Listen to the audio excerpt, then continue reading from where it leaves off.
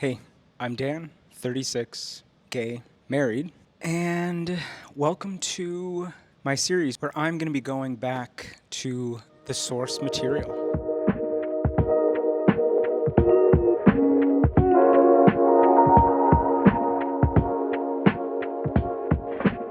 I did an entire deep dive series on each of the episodes of Heated Rivalry without ever reading a single line of Rachel Reid's book. And there were many, many comments about things that I might have missed or that weren't fully interpreted by Jacob in a way that the book went into detail. And I kind of love it, but as promised, I now want to go back through and get the full experience. This video is going to cover chapters 1 through 3, which vaguely align with episode 1. As I read, I'm going to be highlighting the things that kind of stand out to me, what might have read differently than it showed on screen, things that I wish had made it to screen, things that I clearly missed without reading it, and then we're going to discuss the differences. I'm also not really a reader, not that I can't read. I think I got burnt out in med school reading too many textbooks. So this might be my new entry into reading fiction. All right, let's go.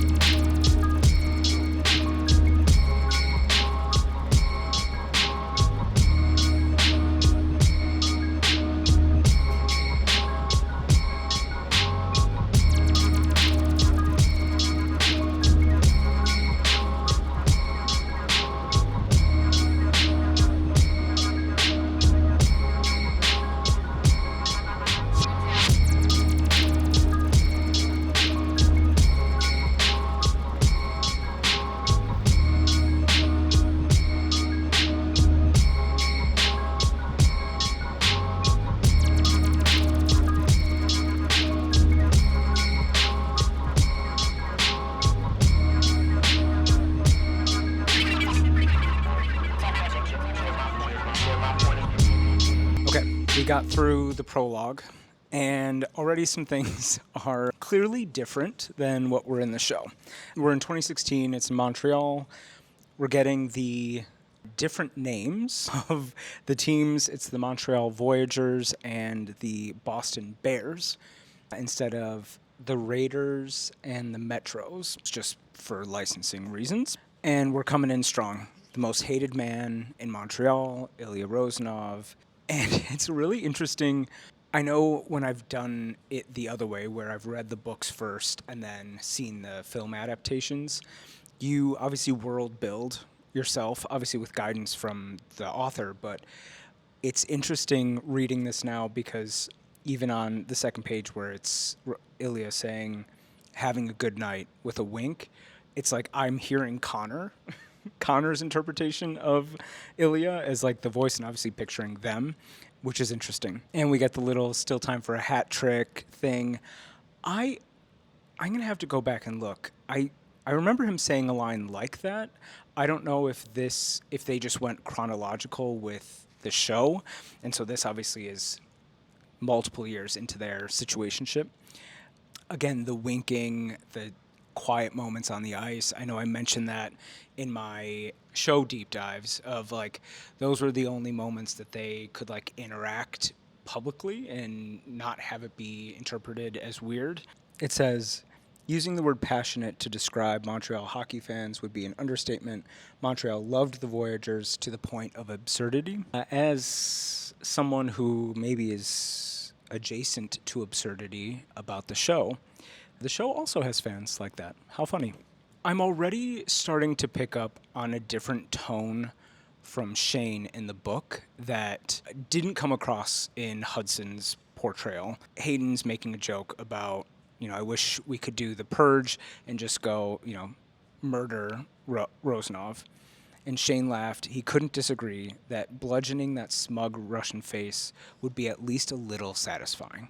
I never got that sense from Shane in the show. It always felt like, yeah, he could be frustrated. Yeah, he kind of was putting on this rivalry thing. But there was always like a softness and love for Ilya, whether he was ready to acknowledge it or not. Yeah, I just thought that was interesting.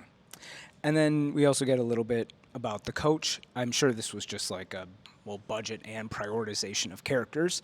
I don't think we ever saw the coach, except for maybe on draft day of either team. It was mainly them as captains, kind of like leading the locker room conversations.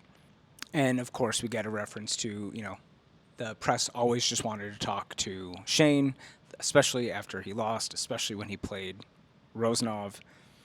And we get we're 3 pages in, we get our first, hey, and don't forget about your branded undershirt for your contract. It's like, okay, we're already painting the picture here that our boy is Mr. Poster Boy, and we have yet to meet Momager, but we know that's coming.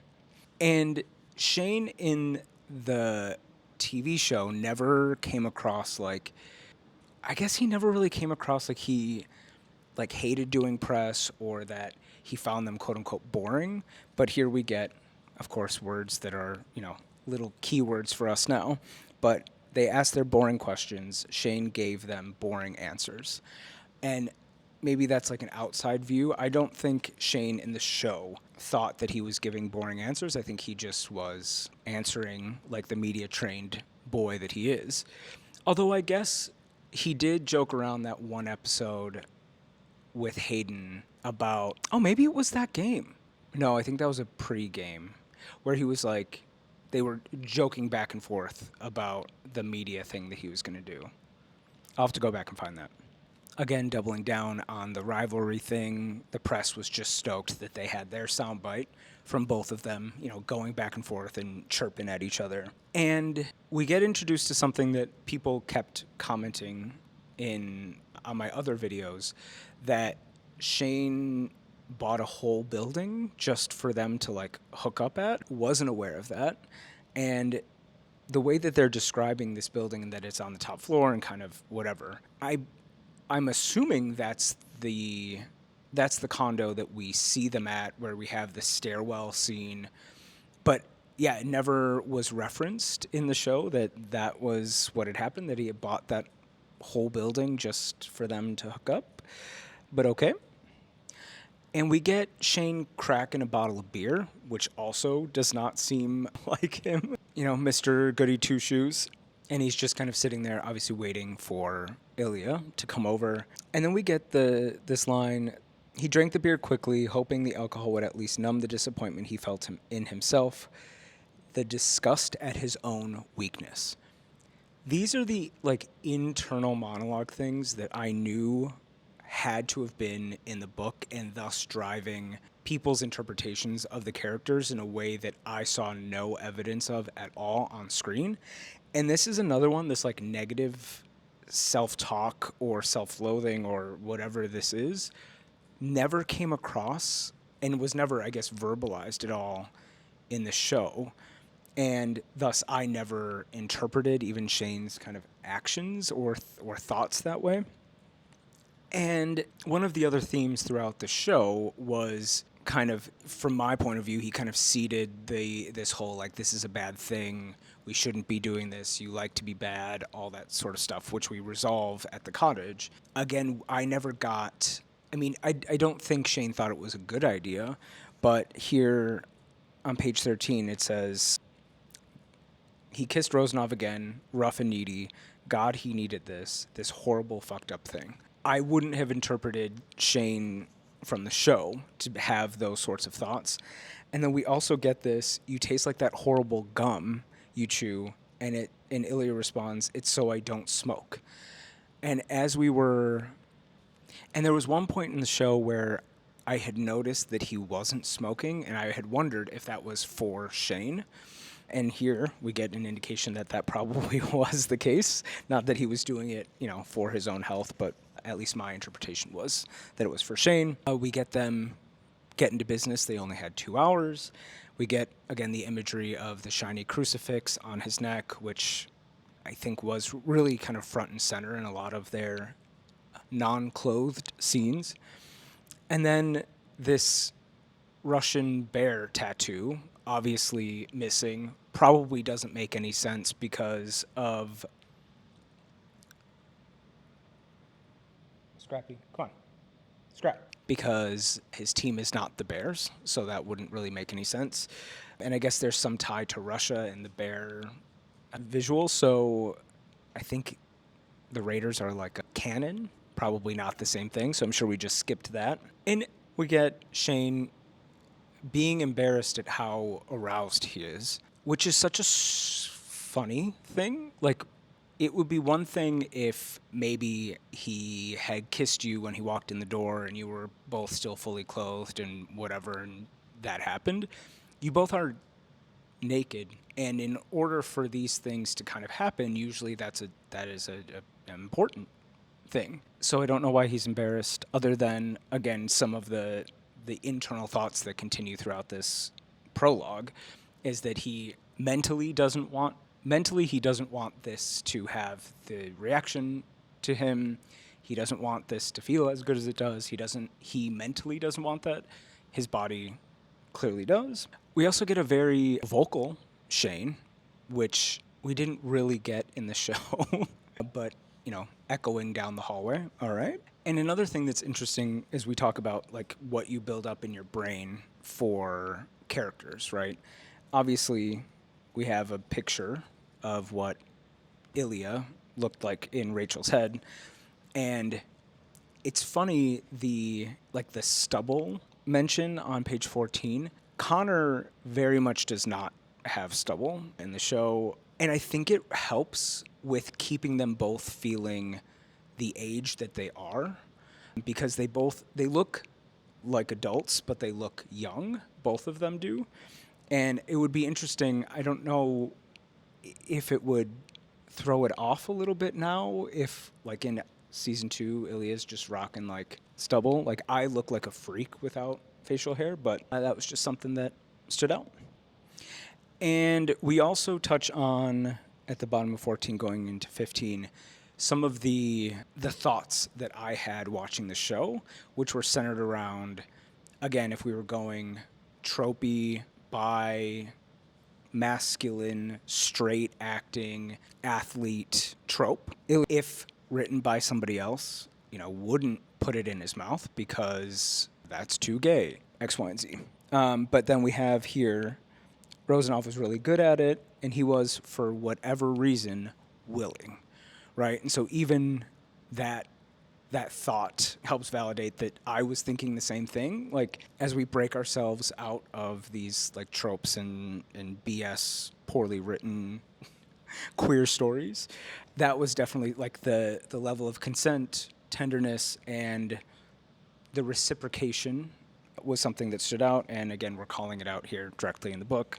Mentions that in the prologue they're 7 years into this thing, and I said this in my show deep dives, like the level of patience that these two have for this like on-off thing. I get the circumstances are very different than whatever my circumstances would be, but you couldn't catch me hanging out for that long. And we get to warming Shane up a bit, and this, again, feeling so vulnerable, weak, and ridiculous every time. Is the vulnerable part, I guess I could get.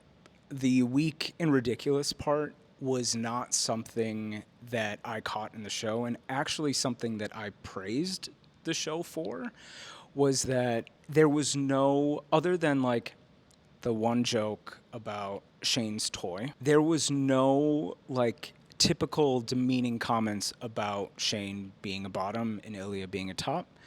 It seemed like they both just kind of like, they were both very content in the roles that they were playing. There was no like, I want you to whatever. And so to hear or to read this, where it's like he felt weak and ridiculous, that I think once they got through their first time that we saw on the show, I didn't read that from Hudson's performance of Shane. And I'm glad, because it helped add to the thoughts I had around how we had kind of broken out of those typical queer tropes about top, bottom, mask, femme, whatever. And then, of course, we followed that up with Rosanov was completely at ease. That was for sure the way Ilya was portrayed in the show. Like, those physical acts were his, like, Thunderdome. And we call out that his tone was patient and gentle, which again aligns with what we saw in the show. And for Shane to choose the position that he chose, just so he didn't have to look at Ilya, was again another thing that did not come across in the show. I think Shane was always, even, a little cold at first and tried to put up a wall. But once Ilya kissed him, like, he would just melt right in and just was like wanting every second to take it in and be present and watching and whatever. And we call out that Ilya is, careful and slow, which it hasn't always been. And Shane is just kind of lost in it, it appears, kind of loudly making his pleasures known. And it's funny, he cried out and maybe said Rosanov's name a bunch of times. Maybe said is hilarious. And as he's kind of lost in it, he's like, I'm reminded why I can't give this up. Like, this just is too good, feels too good. And we get our first call out to this like familiar aftermath of guilt and shame, which we did see almost every time with them. Like, he would be so trying to be cold at the front, lost in the sauce in the middle, and then he would snap out of it and just be arms crossed, folding his clothes, already, trying to de-risk. And to change the tone, as Shane often does, he, makes a joke about the stupid tattoo, being playful. Is like, oh, why don't you give him a kiss? And our boy Shane's got a little surprise. Instead of a kiss, he gets a little on the nip, which is cute. And I think this is like a perfect way to describe multiple moments that we saw in the show. But after a long, oddly tender kiss, it's like these two won't talk for months at a time. They are always giving each other shit. They're doing this, they're doing that. And then we're getting these like super, super tender moments, especially from Ilya. Like, I guess it maybe is more of a stark contrast to his character, but I can think of multiple moments throughout the show where I was like, this is like the cutest, most tender, most like I love you physical interaction, and then we'd bob into whatever the hell the next thing was.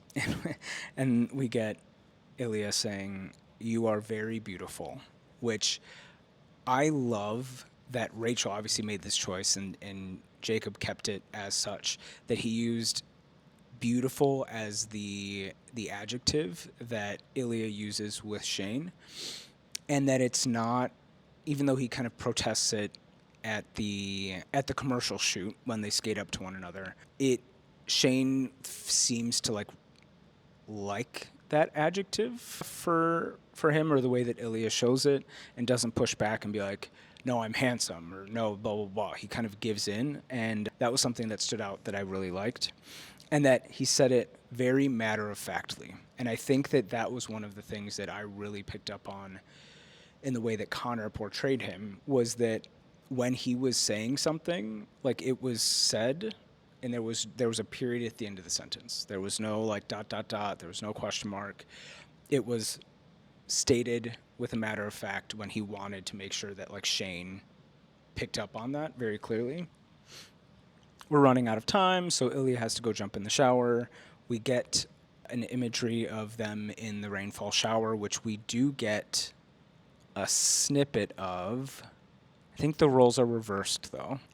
After the club scene where they're in the shower together, but I think it's the other way around. And again, this like internal struggling with his sexuality, I did not pick up on from the show. So we've got Shane saying it's bad enough that he loved being a bottom so much, but that he also liked it in his mouth. And I never got that shame from him.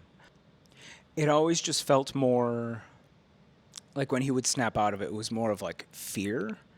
And for me, I interpreted it more as like he was scared that he feels that way with Ilya and that he doesn't want to get hurt, not that he was struggling with these feelings about his sexuality and positions and things like that. I guess he did a good job because Rosenoff's like, oh, have you been practicing? Shane said no, and, trying to be cute. No, you're saving it for me. And we get something that never happened in the show that I can recall, but Ilya says, you need to get laid, Hollander.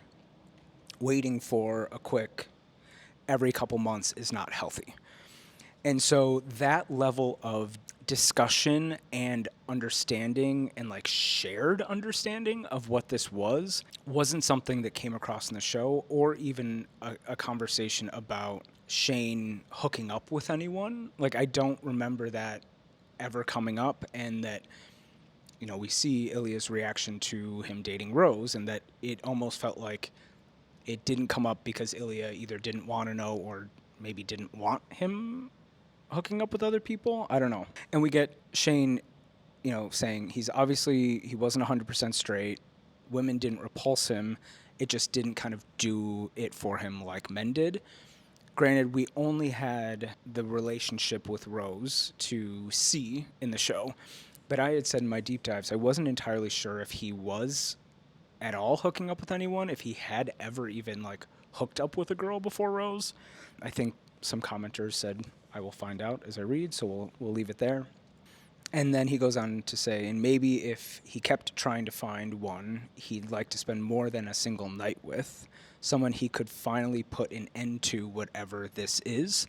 That thought is really interesting, knowing that you eventually have this thing with Rose, because I was a little lost as a viewer. I'm like, what was the pivot in his mentality that made him go to that restaurant that night, engage her the way he did, start dating her? Like, there hadn't been anything other than kind of falling off the map that I thought would like trigger him to maybe take that step of exploration that we had seen. But I guess this long-running thought about like, how do I end this? Maybe if I just give it a shot with a girl that can do it, makes a lot of sense. It's also a writing style thing. I just think it's funny. It's like Shane pushed the other man back against the wall. And it's like, why didn't you just say Ilya? Because then I was like, why is there another man? I'm confused. Who is the other man? Well, it's obviously Ilya, but that's just me. And this is such a perfect way to describe Ilya as he's leaving, but we get a little bit more of a tender side, where it's like, I do have to go. And even as he said it, he was scraping his teeth along Shane's jaw. Shane replied with, I know. And Ilya says, I'm sorry. And then Shane's all like, why? I don't care. And, oh, our boys. Our boys, our boys, our boys. And it was funny that he's like, okay, he would make sure the place was left as spotless as he had found it. Bro, you own this. You own this building. Like, don't you have like a cleaning staff that can come take care of this? I don't quite understand why. I mean, other than it's his personality. They agree, hey, 3 weeks then, yep.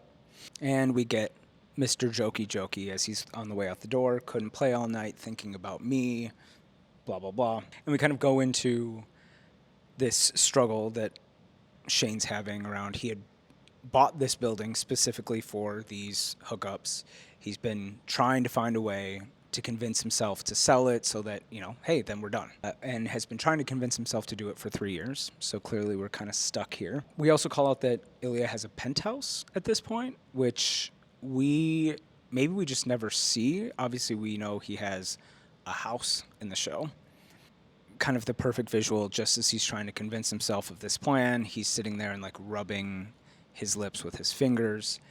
We saw that a lot, both from like a self-soothing standpoint, but also from Ilya doing it to Shane and vice versa. Very like tactile and focused, even from like a filming perspective, focusing on their lips a lot.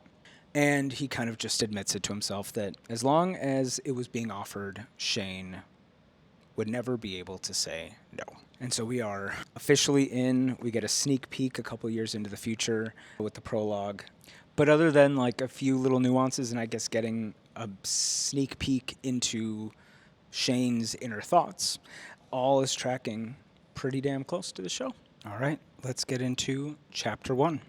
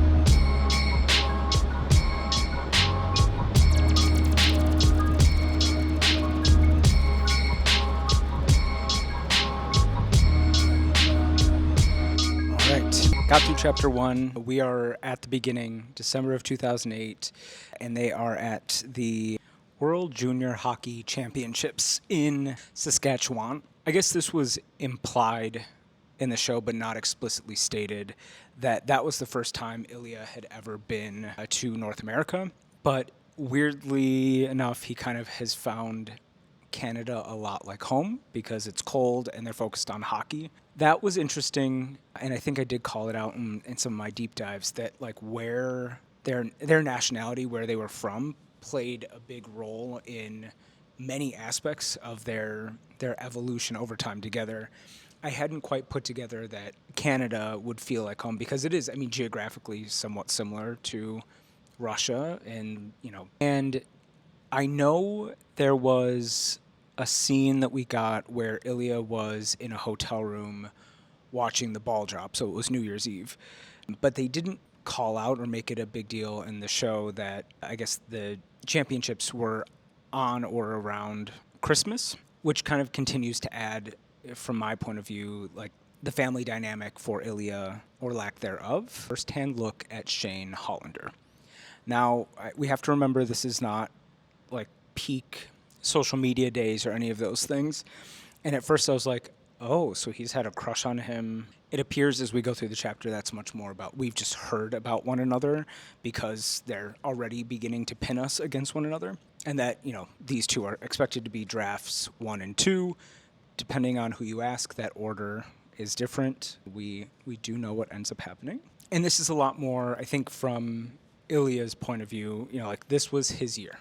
This is the year of Ilya Rosanov that he has been thinking about since he was 12, which we know was a very important year in his life with his mom, but that had always been the year he expected to burst onto the world stage. And so this is from his point of view, like this is what he's been building up to and is obviously confident that this is his time. We then get them kind of practicing, and I know we got this shot, a few shots like this in the show. And this seems to be a moment where Jacob changed it a little bit, because in the show you get to see Ilya in the stands, sitting kind of back in the shadows, watching Shane and his team practice. In the book, it says they arrived at the rink for their scheduled practice at the tail end of the Canadian teams. The practice jerseys didn't have any names on them, so he couldn't pick out who Hollander was, and then he immediately got rushed to go change because the timing was kind of short. And one of the things that I really love about Jacob's interpretation for the show, I honestly haven't seen I don't think I've seen any of his other work before, but he always likes these parallel shots, especially in Heated Rivalry. And so I think it was a good idea to have a shot of Ilya sitting in the stands watching. It gives the same energy, right? But just doesn't run exactly like the book does, because then we go into talking about seeing the flip side, which is Shane in the stands. It sounds like in the book he's kind of like decked out in Team Canada stuff, which I guess fits the character, not how Jacob interpreted it. And then he also has his mom and his dad with him. In the shot in the show, it is just his mom. And we get, Care to Join Us, Rosanov. He's kind of staring up into the stands out in space. You get, he was a little bit embarrassed to find that everyone else had already lined up, and he's just kind of, staring off into the bleachers. And we get a little bit of a preview of what happened before the infamous introduction in the alley, the awkward handshake, all of that, and that Ilya is grabbing a Coke and then going outside to smoke. We really played into, obviously, Shane in his ginger ale, and I think that was namely to demonstrate that that was his drink of choice and not liquor, not beer, not whatever. And it's almost like in the show we focused on Ilya's partying and drinking. I never saw him with a can of Coke, but I know people commented on my episode 6 deep dive that there was some mention, I think, that Shane had gotten Cokes or had Cokes in the fridge or something, which was a parallel to obviously Ilya having ginger ale for Shane when he came over to his house for the first time. And we get the whole, you're not supposed to smoke here. And hearing Ilya's kind of inner monologue here, or inner dialogue here of his skin, however, was flawless, smooth and tan, but his most striking feature was a smattering of dark freckles across his cheeks, which we know Ilya is a big fan of. And something that was interestingly subtle, like in the way that they were done on Hudson for the show. Like obviously you notice them, and when Ilya's very tactile and rubbing on his cheeks and stuff like that, you can see them. But it's, if you think about it being the most striking feature, like it is for Ilya, but it's not something that I think stands out on Hudson's portrayal. But clearly we're already getting the understanding that it's not just, oh, I want to see who my competition is, but like, holy shit, without saying it, this guy's really attractive. And we get, we get Shane saying, I'm surprised you smoke. That one didn't quite make it in to the show. But then we get Ilya saying, okay. And that, I can literally picture Connor's face when he says it, and I can hear that, okay, which I think Connor said on one of his like late night interviews that like he's like I just like trying to speak with a Russian accent. I guess that's something that really stood out, and it definitely is an earworm for me. And then we get Shaney coming up to introduce himself. Hey, I wanted to meet you. Ilya stared at him and then felt his lips twitch a bit. Yep, more dialogue than we saw on the show. So we've got, are your parents here with you? No. Oh, that must be rough with Christmas and everything. Ilya's like, it's fine, which is a perfect pattern that we see with Shane then throughout the rest of the show, at least, where it's like, oh, that must be rough. Like, it's Christmas. Why would you not be with your family? And obviously, as we know, Ilya's home life is not that great. And we also get Ilya talking about how much shorter Shane is than him, about 4 inches. Obviously, the actors, I think they're both the same height. Hudson may even be a little bit taller than Connor. Yeah, I know, they're great. Already kind of setting up that great family life, and no one from Ilya's family is at the championship. Granted, that is a long way to travel. As we know, that doesn't really matter, or I don't think would matter. And we get the, have good luck in the tournament. You will not be so friendly when we beat you, which is beautiful. And that's not happening, which again, I can picture Hudson's face saying it with this like little smile as he's walking away. And we get another thing that I think is interesting in the book, which is obviously Shane's parents are there. They're probably staying at the hotel together. Obviously he's getting in the car with them and going back to the hotel after practices. And so he tells them that he met Ilya, right? And in the show, we don't really hear much about this moment or, their rookie interaction until we're sitting at his parents' cottage and we get the since rookie season, no, the summer before, blah, blah, blah. But they're like, oh, what is he like? And he's like kind of a dick. And so already setting up, I think his parents from a reaction standpoint at the cottage, it's like, for all of these years, you've been telling us he's a dick and that you hate him and blah, blah, blah.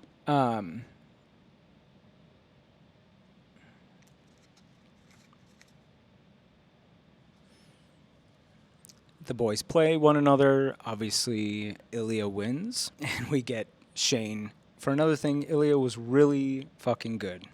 Infuriatingly good. And over the course of the tournament, the media began to build up, or put a lot of effort into building up their rivalry, right? This is kind of the upswing. Shane, for the first time, has faced an opponent that is actually really, really good. And as they're shaking hands, at the end of the game, here it says, Shane made sure he looked Rosanov right in the eye, and he tersely said, congratulations. And Ilya smirked and said, see you at the draft. I'm going to have to look back. I don't think Shane says congratulations in the show, because the way I interpreted that scene was much more like Ilya was being forward and stating, see you at the draft, and not, I guess maybe they're just saying congratulations down the line. I don't know. But I can also picture Connor's face when he says that. Surprising, but just something that was not as obvious to me from the show's perspective, which is how much pressure Shane feels from Canada. Like, I know he feels a lot of pressure in general, just being like the golden boy, probably from his mom and his internal stuff. But he says, he was supposed to have led his country to gold in his country. It was what the nation had expected. Canada's hopes had been heaped onto 17-year-old shoulders, and he had let them all down. Nationalistic pressure, to me, read much clearer from Ilya's point of view than Shane's, but it's interesting to add that into the pressure cooker for Shane's character as well. And we get called out that every face-off, the Russian looked him dead in the eye and smirked, and that will continue as we go. And Shane says he had finally met his match, and that is obviously in more than one way.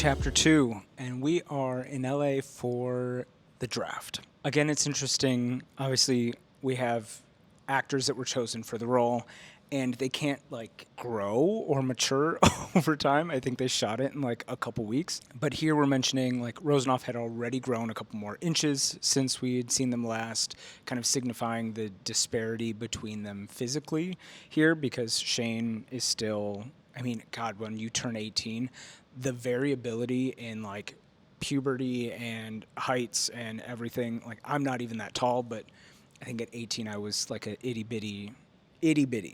Obviously, we get Rosie drafted first to Boston, and it's interesting. We get insight here that did not come across in the show, that Shane had spent the last 6 months being a little bit obsessed with Ilya, looking up everything that he could about him.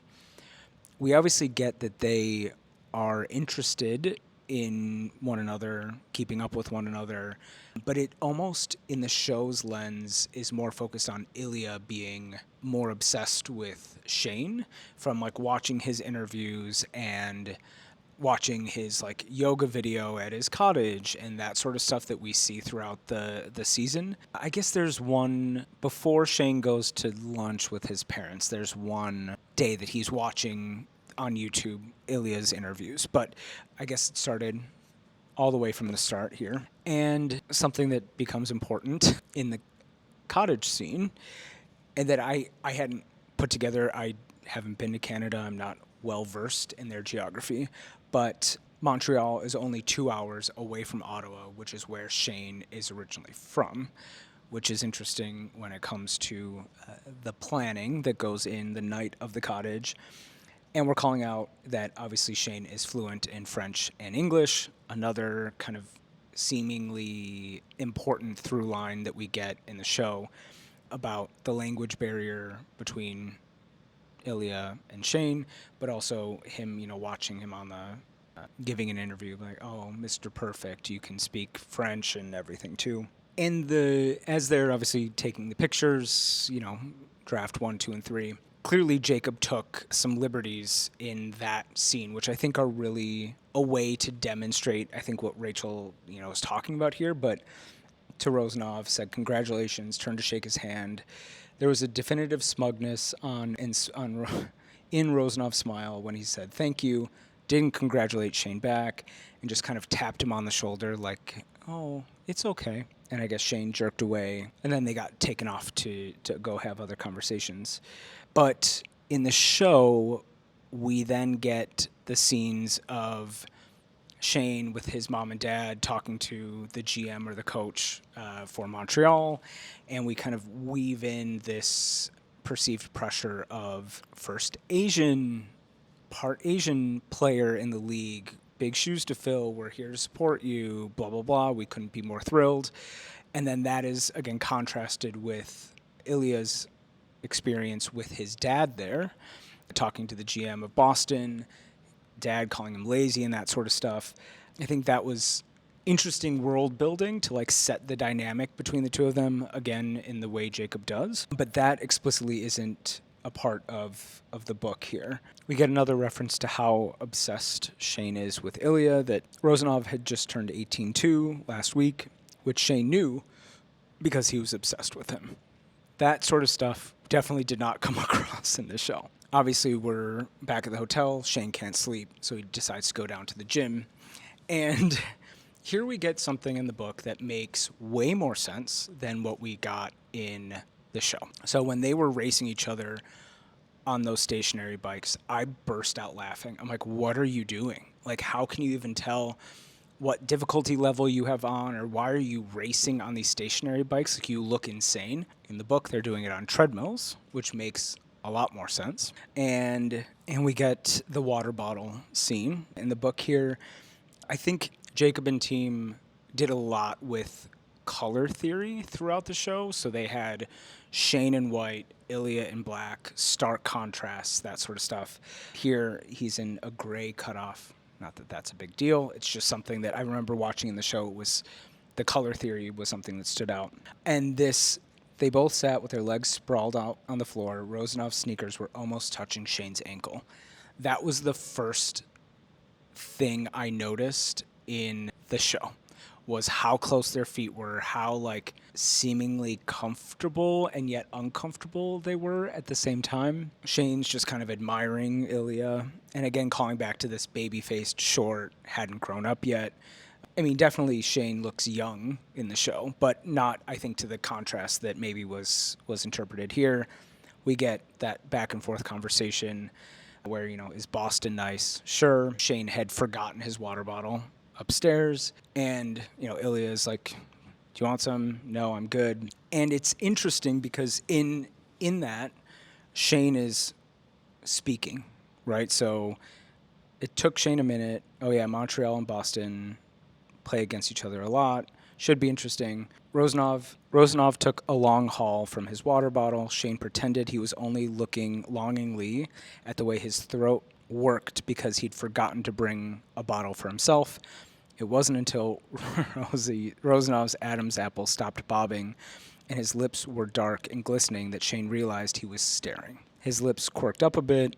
Rosanov extended his arm, offering Shane his bottle. And here Shane says, "Oh, I'm all right, thanks." In the show, he doesn't say anything. He just kind of nods no. Like, it seems like he's still trying to catch his breath from the workout, but also from the man that's in front of him. And we get the water bottle shake, which is one of my favorite shots in the show. Tips of their fingers touched briefly together. Shane held the water bottle from his lips, quickly squirted water into his mouth. Rosanov watched him. Shane felt it. It was like the air in the room had thickened. And I would agree. I think that scene was like, oh, crap. And here it says, he passed the water bottle back. He could swear Rosanov let his fingers brush Shane's wrist on purpose. Jacob added a little bit of the dom sub to the show here that isn't captured in the book when Shane had taken the first sip, and then we get that very quiet more out of Ilya's mouth, and Shane, staring directly at him, goes and drinks more water. Well done, Mr. Tierney. Well done. And I don't think we get any additional conversation after the water bottle's been passed back. I think we just cut to the next scene. But here in the book, Shane scrambled to his feet. I'm going to bed. I guess I'll see you around, right? Rosanov looked up at him from the floor. You will be seeing plenty of me. Shane nodded and left as fast as he could, and then he started freaking out. And we get some intel on things that clearly I didn't know watching the show and that I brought up a little bit ago. Shane has a girlfriend. A girlfriend you are hoping will break up with you. She didn't even come on this trip to see you get drafted. But it wasn't like she was the only girl he'd ever done stuff with. Okay, confirmation. We have explored, which is totally normal. And for the rest of his life, Shane would have to live with the fact that he had ended his NFL draft day by getting himself off to thoughts of Ilya Rosanov. Okay, all right, Chapter 3.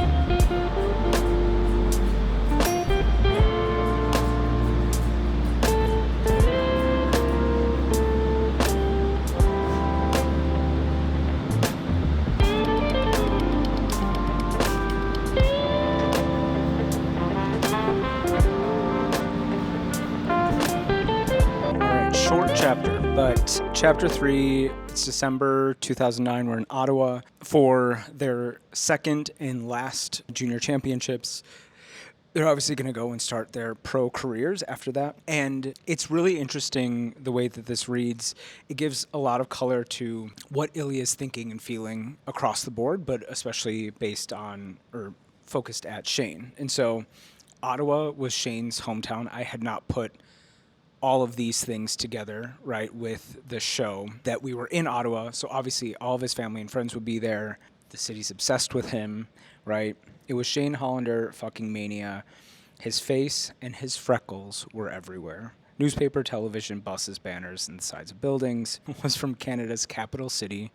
Of course, the city was as inoffensive and bland as he was, aka boring. And we get into something that I was probably led to believe by Jacob's interpretation, but Ilya's excitement to leave Russia, to move to Boston, to start a new life.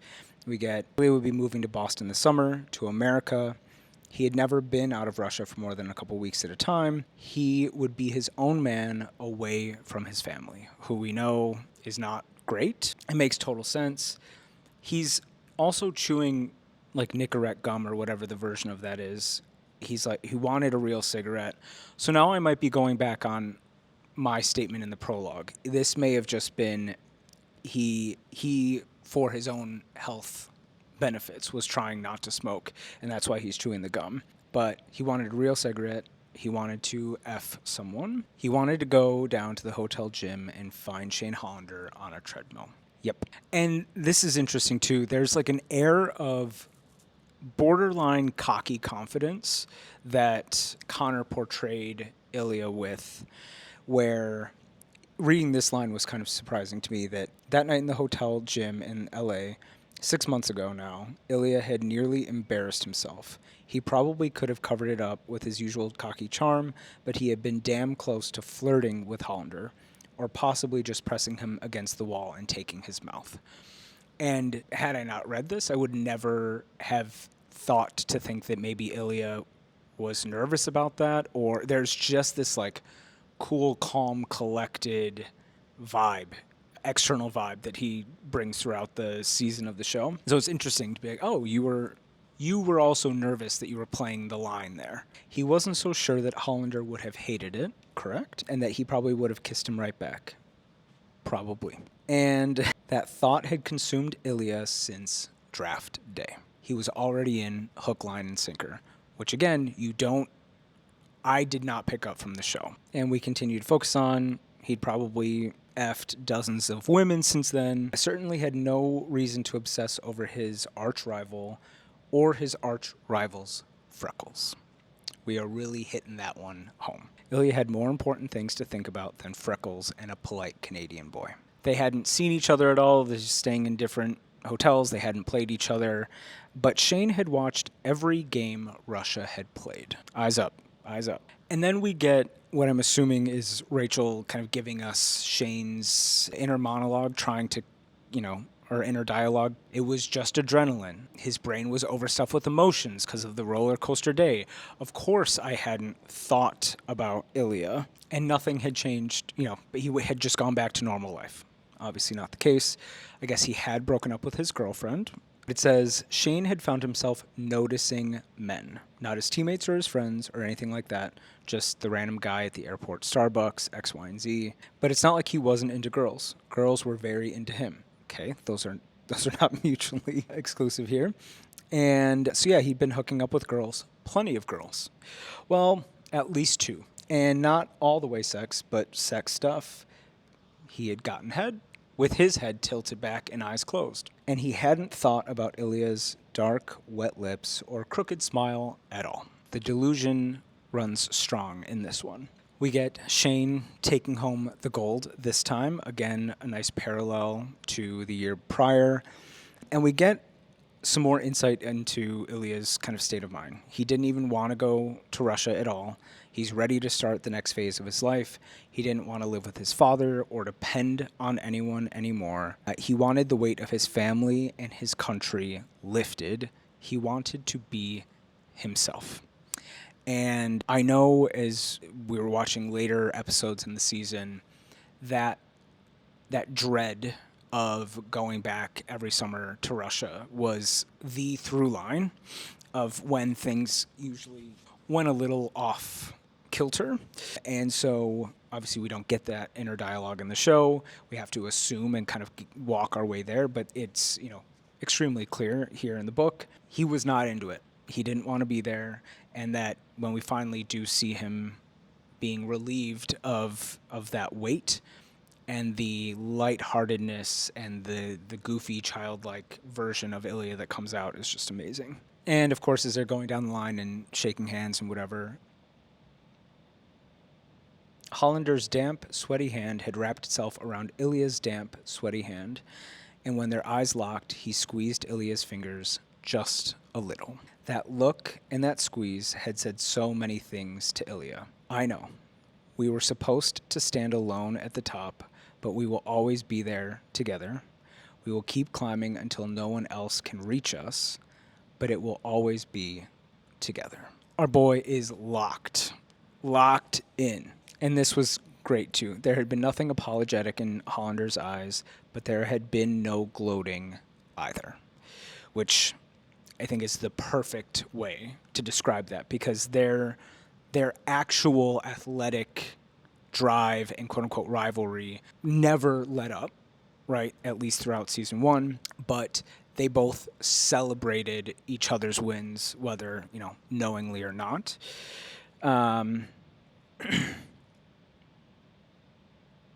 Because soon the real battle between himself and Shane Hollander would begin, and he couldn't fucking wait. Oh my God. Well, so far so good. I'm already picking up, I'm like thinking back to comments that people left on my deep dive videos, and it's all starting to make more sense, right? My interpretation of Ilya was much more like nonchalant, cool, calm, collected, not in his head, not really like thinking about Shane for a number of episodes. And clearly that wasn't the case, right? There was an inner dialogue that was missing from my point of view.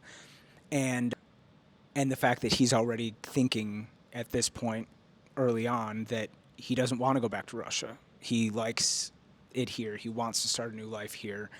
And obviously that's not necessarily around Shane at this point, but just in general to get out, which I guess if I had, had known that, and going into the rooftop scene in Vegas, for example, I may have picked up quicker on the fact that that's what was off, that it was the fact that he was going back to Russia that was really the problem.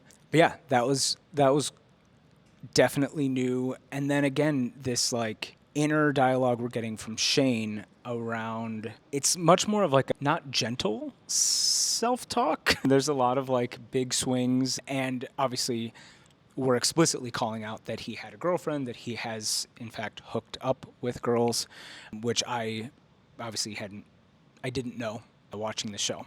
But yeah, so far so good. Loving it. Now I'm like, I want to go back and rewatch episode 1 and just make sure that it's like all such a blur because all the content that I've created on the show.